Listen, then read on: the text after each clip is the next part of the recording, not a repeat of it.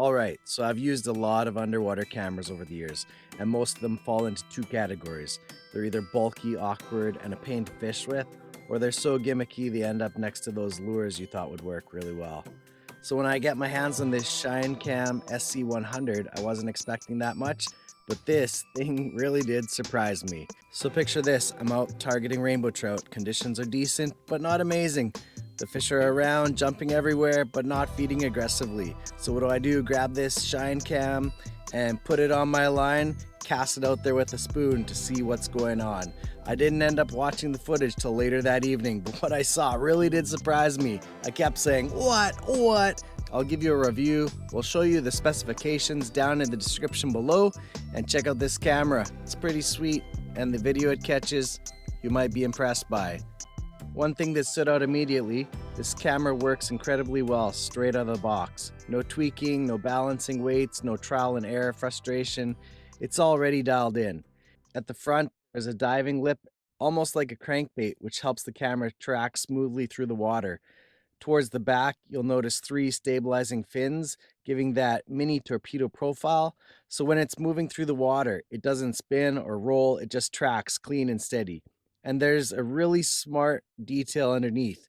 There's a small weight built into the bottom fin, which keeps the camera perfectly upright at all times. That's huge because even when things weren't perfect, like when a line wraps around the camera still works. The angle might shift a bit, but it still keeps your lure in the frame and you're still able to see the action right behind the camera. It's better than getting unusable footage when you watch later.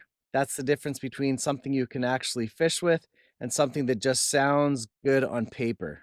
The setup is really simple, and that's the part I liked about this camera.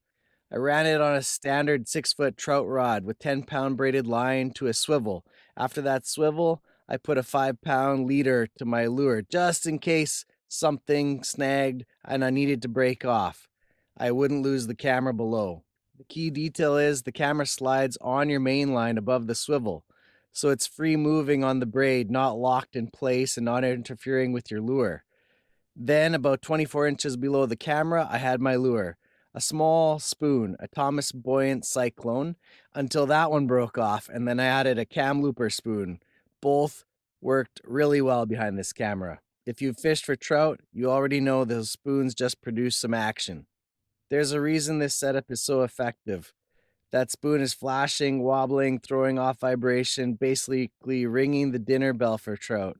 And the camera, it's just sitting above the action, capturing everything. You're actually seeing how they approach, how they react, whether they commit or turn away. It's like unlocking a cheat code for understanding fish behavior. Now, here's where I expected problems, because adding anything to your line usually complicates casting. And yes, you will get the occasional tangle.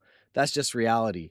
With the spoon sitting a couple feet below the camera, it can swing around during the cast and get wrapped up in the camera. But it's manageable. Never too tangled. What I found works best, use a smooth, slower lob cast instead of snapping it out there. And feather the line just before it hits the water. That lets everything straighten out before splashdown. Do that and tangles will drop off drastically. And despite that minor learning curve, it still casts surprisingly well. It doesn't kill your distance and it doesn't ruin your rhythm. You can still fish normally, which is honestly one of the most important things. Now let's talk about what actually matters. What do you see? This is where it gets interesting. Watching the footage back, I could see trout coming in from the sides, tracking the spoon, hesitating, sometimes following for a few seconds or even a minute before deciding whether to strike or not. And that insight you just don't get otherwise. There were times I thought, nothing's here, but the camera showed the opposite. Fish were there, fish were everywhere, just not committing all the time. And that changes how you fish. Instead of guessing, you can actually adjust based on what you're seeing. You can change your retrieve speed, switch lures or sizes, modify your presentation, because now you're reacting to the behavior and not assuming. It turns fishing from guessing into analyzing, which I love to do. One of the coolest moments I had, I made a cast, slowly retrieving, and nothing special. Later, watching the footage, there were multiple trout following the spoon. Not one, not two, but a small group of fish. And none of them committed. Without the camera, I would have written that spot off completely. But in reality, I was right on the fish. Just needed to trigger them. That kind of feedback is incredibly valuable.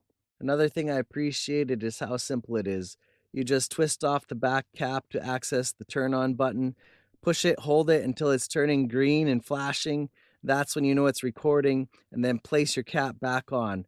Line up the dotted line with the solid line on the cap, push it all the way in, and then twist clockwise to make sure you get a tight, watertight seal. Then you're ready to fish. This camera does not require an app to control. You just push that button and then fish it for up to 1.2 hours without any complications. You can watch the footage back later. It seems to break the files up into 2 minutes and 59 seconds each. Attaching the camera to your phone later with the wire provided, or attach it to the computer where you can download the files to any storage device. You can easily clear the files off by formatting the camera. It's compact, lightweight, and clearly built with fishing in mind. The line-through design makes a big difference. You're not adapting your fishing to the camera fits into how you already fish. Battery life is just over an hour for recording, so you need to be a bit selective with when you fish it. And like any underwater camera, water clarity really matters, more so than the function of the camera, because if that water is murky and low light, any camera isn't going to perform as well as you want. But in clear water conditions with good lighting, this camera really performs quite well, as you can see in the combination of the videos that I presented in this video. What stands out isn't just that it records underwater video, it's that it gives you information you didn't have before. And once you see what's actually happening down there, it's hard to go back to guessing. So if you've ever considered using an underwater camera, you might want to give this one a try, as it has many applications. You can attach it to your line when you're casting, put it down there when you're trolling, or even put it under a float, which I may have to try later during chironomid season. This fishing gets a lot more interesting when you stop wondering what the fish are doing down there and start actually watching them do it. And that's exactly what the Shine Cam SC100 lets you do. So check it out on your next fishing adventure. Thanks for watching this review.